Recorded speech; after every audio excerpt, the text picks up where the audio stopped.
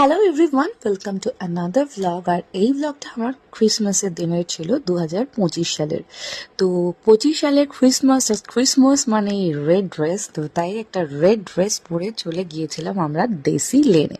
আমরা একা একা যাইনি, অবশ্যই আমাদের ফ্রেন্ডস বা কিছু ভাই বোন সবাই ছিল। তো সেখানে গিয়ে বেশ মজা হয়েছে, কারণ দেশি লেনটা আমাদের বাড়ির বেশ কাছাকাছি পড়ায়। আমরা প্রায়শই এই জায়গাটাতেই যাই। তো ব্লগ না সবসময় করা হয়ে ওঠে না, তো তবুও ব্লগ করি। তো সবাই বলি একটা জিনিস, জীবনের প্রত্যেকটা মুহূর্তকে সুন্দর করে কাটিয়ে তোলা সব থেকে বেশি জরুরি। সেখানে তুমি যেখানেই যাও না কেন, যেখানে তোমার যেতে ভালো লাগে সেখানেই যাও, কারণ পাড়া প্রতিবেশীরা তো ভুলভাল কথা বলবেই। তো সেই সব নিয়ে যদি তোমরা ভাবতে থাকো তাহলে পাড়া প্রতিবেশীরা কি বলবে, তাই না? তাই জীবনটাকে সুন্দর করে উপভোগ করো। যারা তোমার ভালো চায় তারা তোমার খুশিতে কখনোই খারাপ ভাববে না।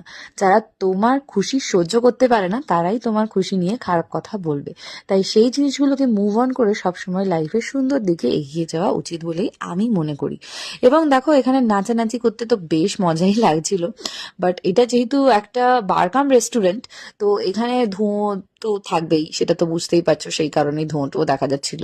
বাট দেখতে ভীষণ সুন্দর আর খুব এনজয় হয় এখানে। আমরা তো এখানে খাবার দাবার খেতেই যাই, বিকজ আমরা নন অ্যালকোহলিক পার্সন আর কি। কিন্তু তবুও এখানে বেশ মজা হয় সবাই মিলে আমরা যখন ঘুরছি ফিরছি সব একসাথে।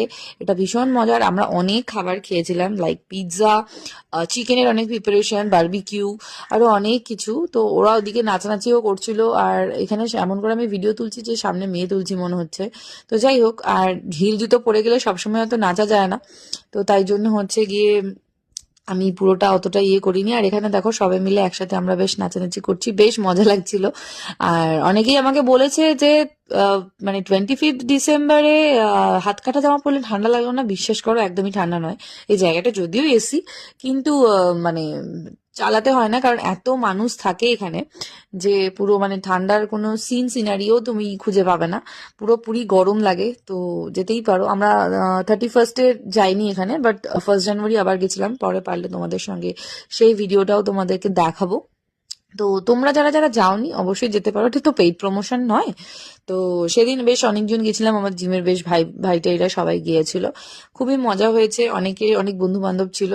তো টাটা ফাটা করে আমরা ব্লগ বানাচ্ছিলাম। এখনো ভাবলাম যে একটুখানি তোমাদের সঙ্গে শেয়ার করে নিই।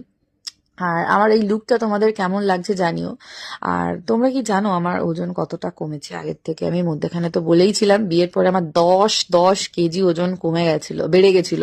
তো সেখানে আমি বেশ বেশ খানিকটা কমিয়ে ফেলেছি। তো যারাই বলে আমি রাস্ট ডায়েট করি, মানে একদিন হচ্ছে বিরিয়ানি আর একদিন হচ্ছে ওটস, তাদের জন্য এটা মুখের যোগ্য